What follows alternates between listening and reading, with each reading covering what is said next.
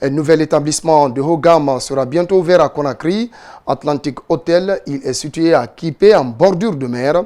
Les chambres de cet hôtel sont confortables avec un balcon offrant une vue sur la mer. Les détails avec Ouminatou Sidibé et Elhaj Aliouba. Situé à Kipé, dans la commune de Ratoma, Atlantic View Hotel est un 4 étoiles. 55 chambres en tout, les standards, les suites design entre autres. Une piscine, un restaurant et un bar sont aussi prévus pour la clientèle. Un seul objectif anime les responsables de cet établissement, aller au-delà des attentes des clients pour leur offrir une expérience nouvelle et moderne. Bien sûr, un hôtel, c'est toujours l'hébergement, c'est toujours des points de vente restauration. Nous avons un lounge-bar, nous avons une terrasse, une piscine et des espaces d'événements que nous invitons les gens à venir découvrir, que vous découvrirez vous-même. Atlantic View Hotel est en ce moment en promotion. Cette action positive va sans doute attirer plus de clients qui, en plus de la qualité requise, pourra à coup faire des découvertes. On a du confort, mais on a dit que c'est le début en fait, il faut faire habituer les gens en fait. La clientèle, ça se cherche en fait. Et en plus, les chambres standards, pour le moment, étant 4 étoiles, nous les vendons à 950 000.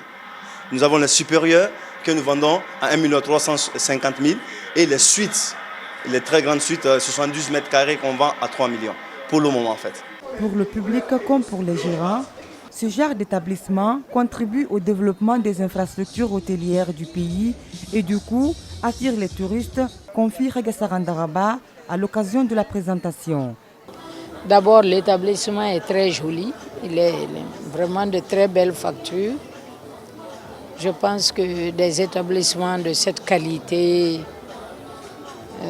peuvent encourager le tourisme, peuvent encourager les citoyens aussi bien de la Guinée que les étrangers qui vivent ici, de trouver là où se divertir. Atlantic View Hotel sera ouvert officiellement dans 2 semaines. Le personnel de la réception de l'hôtel parle anglais et français. À présent, l'actualité en Afrique dans ce 22 heures.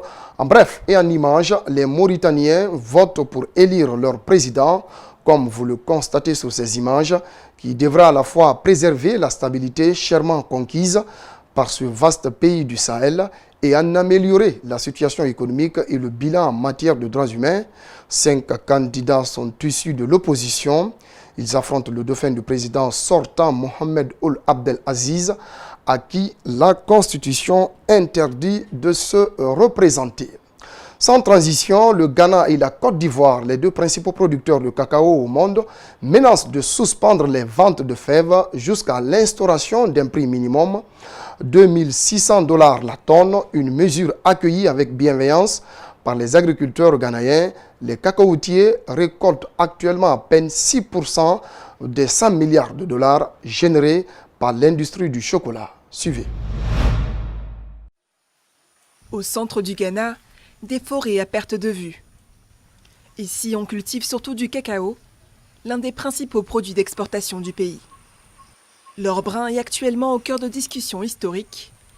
Le Ghana et la Côte d'Ivoire ont récemment menacé de suspendre leur vente de fèves jusqu'à l'instauration d'un prix minimum.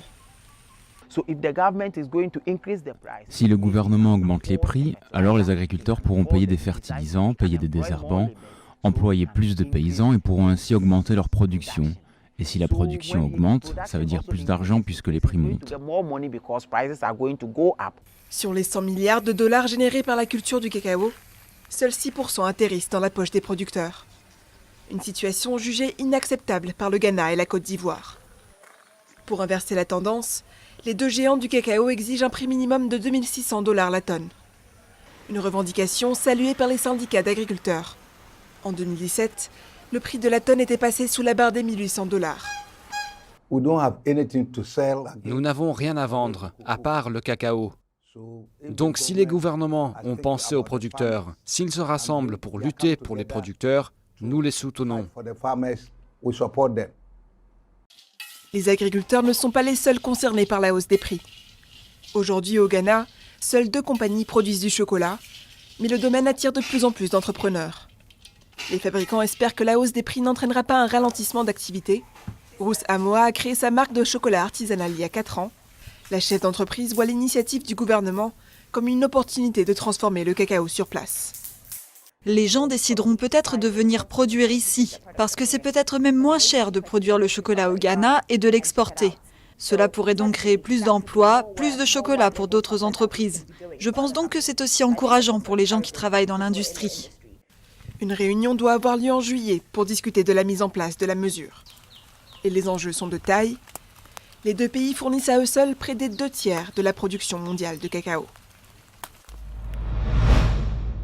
Voilà, mesdames, messieurs, c'est la fin de ce journal. Merci de votre aimable attention. Rendez-vous sur notre site espacetvguinée.info pour revoir ce journal. À toutes et à tous, excellente soirée sur Espace TV.